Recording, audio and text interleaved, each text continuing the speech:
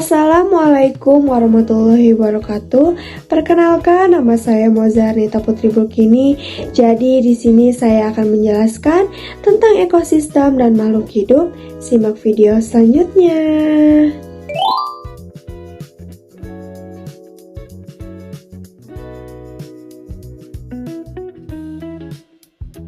Pengertian ekosistem. Ekosistem adalah suatu sistem yang terbentuk dari interaksi antara makhluk hidup biotik dan lingkungan abiotik. Contoh ekosistem ada hutan, laut, danau, dan juga sawah.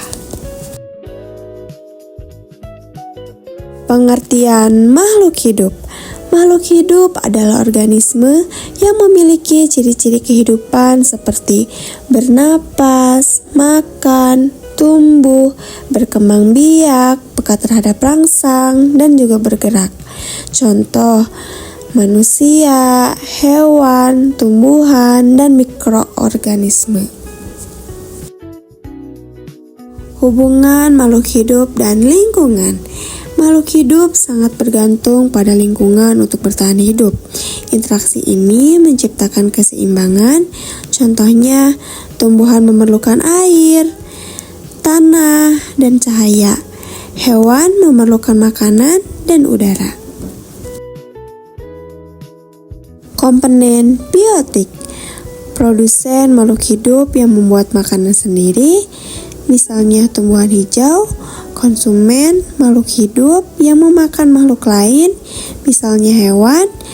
Dekomposer, pengurai, misalnya jamur dan bakteri. Komponen abiotik. Komponen tak hidup mendukung kehidupan seperti air, udara, oksigen, karbon dioksida, tanah, cahaya matahari, dan suhu.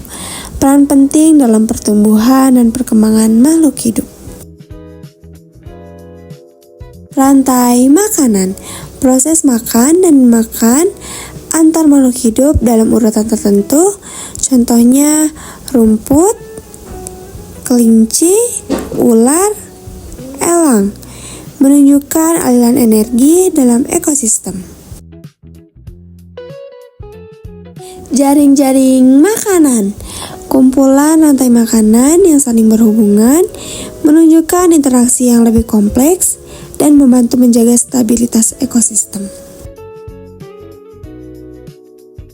Ekosistem alami terbentuk secara alami tanpa campur tangan manusia, contohnya seperti hutan, sungai, danau, laut, dan juga padang rumput. Ekosistem buatan dibuat dan dikelola oleh manusia, contohnya seperti sawah, kebun, akuarium, taman kota, biasanya untuk tujuan ekonomi atau keindahan. Perbandingan ekosistem darat dan perairan. Ekosistem darat, hutan, gurun, padang rumput. Ciri-cirinya dominasi tumbuhan dan hewan darat. Ekosistem perairan ada laut, sungai, danau. Ciri-cirinya lingkungan berair, spesies air. Faktor pembedanya seperti kelembaban, suhu, dan salinitas. Simbiosis. Mutualisme, saling menguntungkan, contohnya seperti lebah dan bunga. Paratisme, satu untung, satu dirugikan, contohnya seperti cacing pita dan manusia. Komensalisme, satu untung, satu tidak terpengaruh, contohnya seperti anggrek di pohon. Predasi dan kompetisi. Predisi, hubungan pemangsa dan mangsa, contohnya seperti singa memangsa zebra. Kompetisi, ada persaingan antara makhluk hidup untuk sumber daya, contohnya seperti dua pohon berebut cahaya.